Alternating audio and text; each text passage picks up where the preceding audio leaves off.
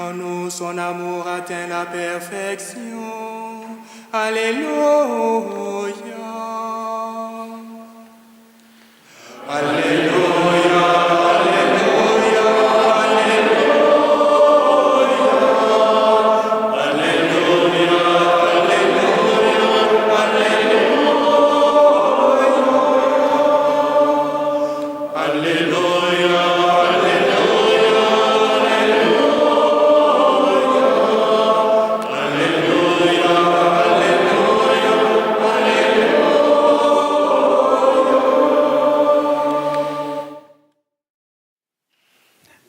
Frères et sœurs, saint Marc, l'évangéliste, a situé cette section de l'enseignement de Jésus sur la famille, le papa et la maman, les enfants, à un endroit très particulier de son évangile. Si vous réouvrez votre évangile, vous verrez que c'est dans la grande section où saint Marc traite de la montée de Jésus à Jérusalem et Jésus annonce sa passion.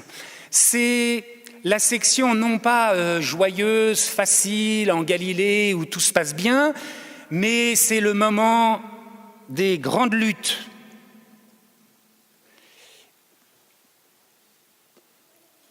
Alors on ne doit pas être étonné si le mariage et la famille continuent d'être encore aujourd'hui, comme il l'a toujours été depuis Jésus, un lieu de grande lutte. Parce que Jésus est révolutionnaire quand il s'agit de la famille, de l'amour d'un homme pour une femme et des enfants. Il est révolutionnaire à son temps, en son temps, et aussi à notre époque. Tellement révolutionnaire que, vous savez, ces petites saintes martyrs qu'on aime bien, qu'on entend dans le canon de la messe, Agathe, Lucie, Agnès, toutes les autres là, ces petites jeunes filles de 12, 15, 18 ans, ont donné leur vie en professant la foi, alors qu'on leur proposait un commerce charnel inacceptable. Elles ne l'ont pas fait par mépris du corps ou du plaisir possible entre un homme et une femme. Non, ça n'a jamais existé, ça. Parce que ce bonheur-là, entre l'homme et la femme, il est voulu par Dieu, et elles le savent bien. Mais parce qu'on leur demandait de passer par là, ainsi elles auraient abdiqué la foi en Jésus. Saint Paul l'avait très bien compris, Éphésiens 5.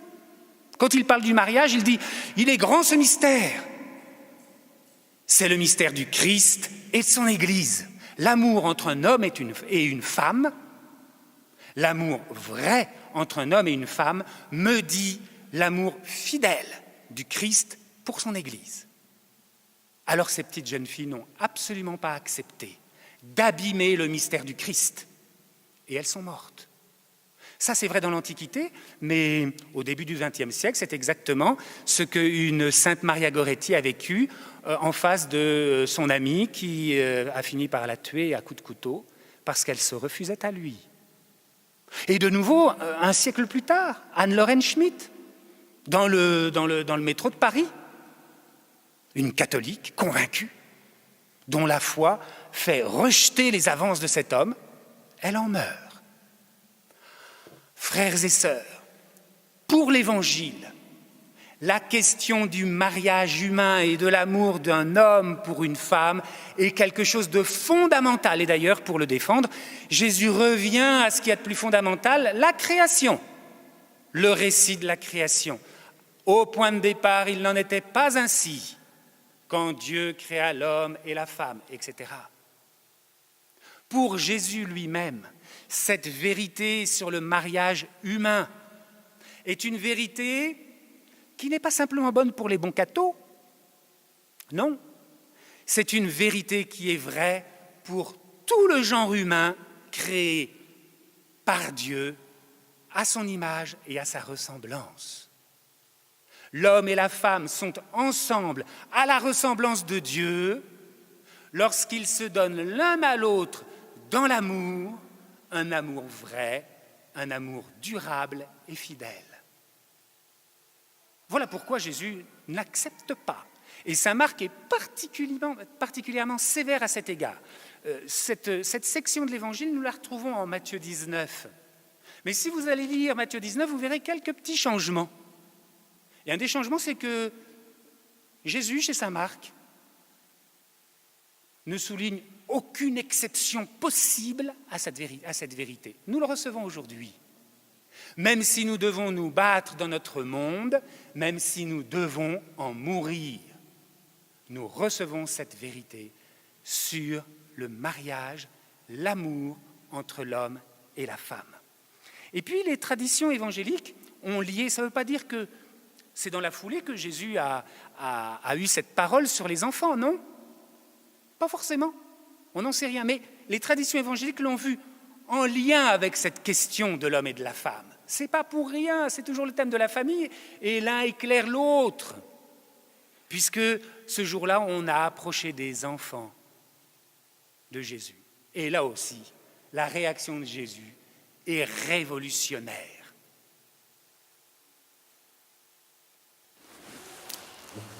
Vous continuez de m'entendre? Ça va. Alors je peux continuer.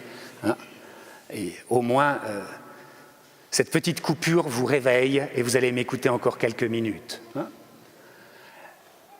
Oui, du temps de Jésus, même dans le monde juif qui était pourtant plus doux que le reste de l'environnement gréco-romain, du temps de Jésus, les enfants n'ont aucun droit, et surtout pas le droit de se mêler des affaires des grandes personnes. Parce que ce sont des petits-enfants, alors qu'ils s'en aillent et qu'ils nous laissent tranquilles, les petits-enfants. Ça, c'était la pensée générale. Ah, Jésus voit les choses autrement. Quand il s'agit des petits-enfants qu'on lui amène, Jésus fond à l'intérieur de lui. Et il en prend la défense. Laissez les enfants venir à moi. Frères et sœurs, visiblement, on n'est pas encore tout à fait assez chrétiens. Hein. Tout de même, si nous entendions bien cette parole de Jésus, les petits-enfants, qui ne sont pas très nombreux, mais enfin il y en a quand même, les petits-enfants devraient être pendant la messe là, le plus proche de l'autel, parce que comme ça, depuis l'autel, Jésus pourrait les toucher, leur parler, les embrasser, comme il le fait dans l'Évangile. Alors que là, ils sont un peu loin. Quel dommage! Enfin, bon, hein, Jésus fait la révolution, moi je n'en suis pas chargé. Hein, donc on ne va rien révolutionner. Mais c'est ça derrière. Est-ce que nous sommes prêts à entendre ce que Jésus dit sur l'enfant?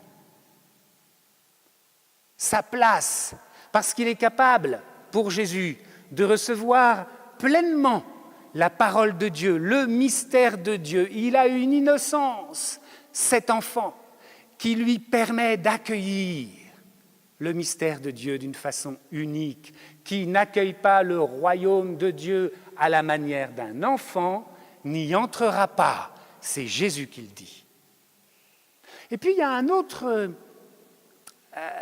richesse de cette organisation de l'évangéliste, l'histoire des parents, de leur amour, l'homme et la femme, et puis des enfants.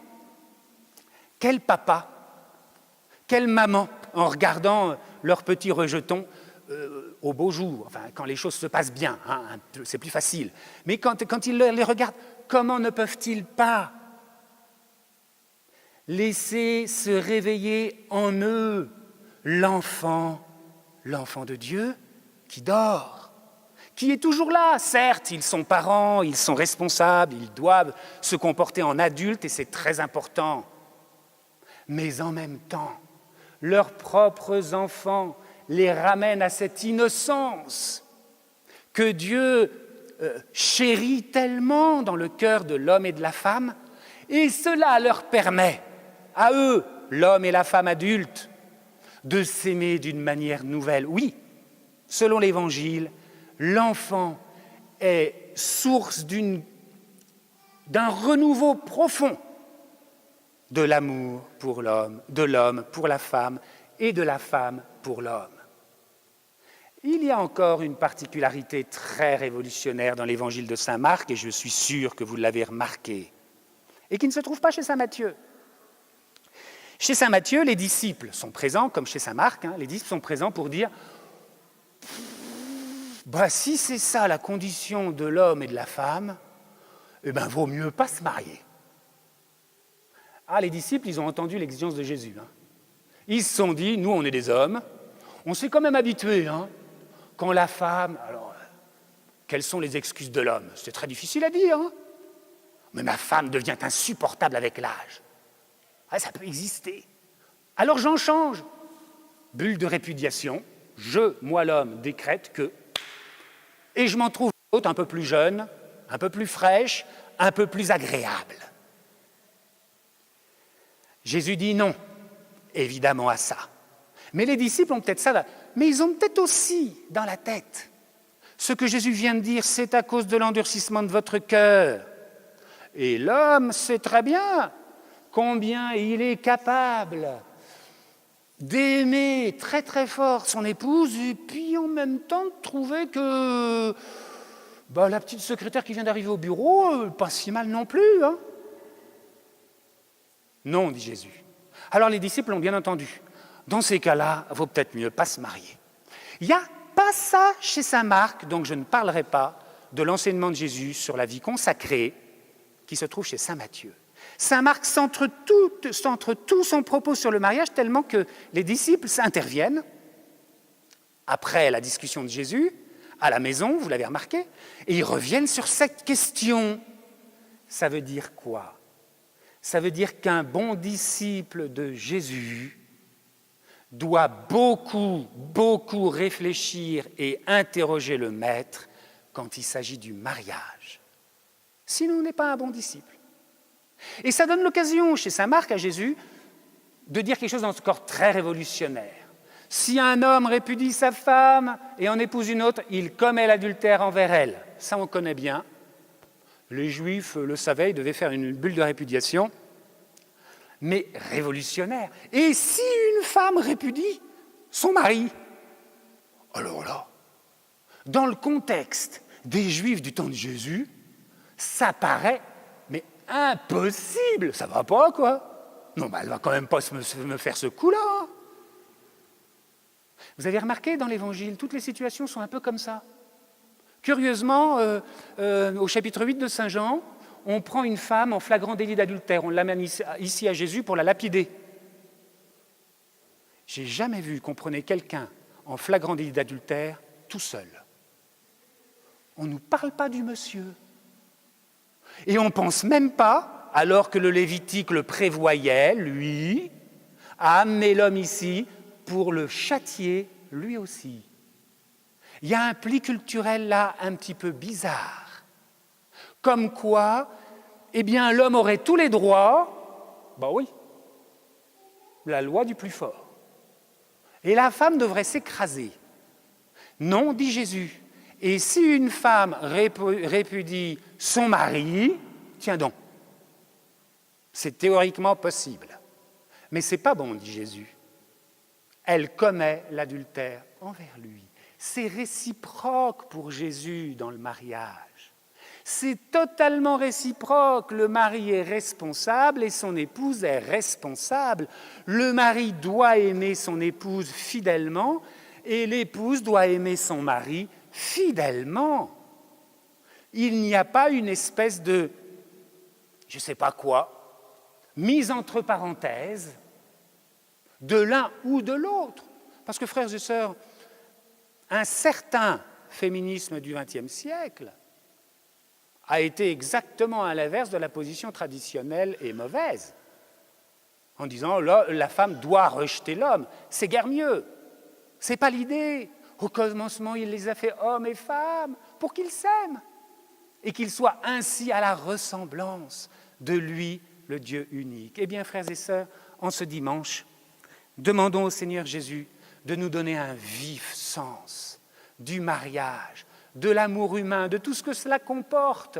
Demandons-lui de nous faire comprendre combien Dieu se réjouit profondément à chaque fois qu'un homme aime véritablement son épouse et que son épouse le lui rend généreusement. Demandons à Dieu de nous faire comprendre que rien dans l'union de l'homme et de la femme n'échappe à cette image que Dieu a voulu, et en particulier ses enfants, qui naissent de cette union, ces enfants qui sont le joyau, ces enfants que Jésus invite largement, de façon révolutionnaire, à participer à la communion avec Dieu. Amen.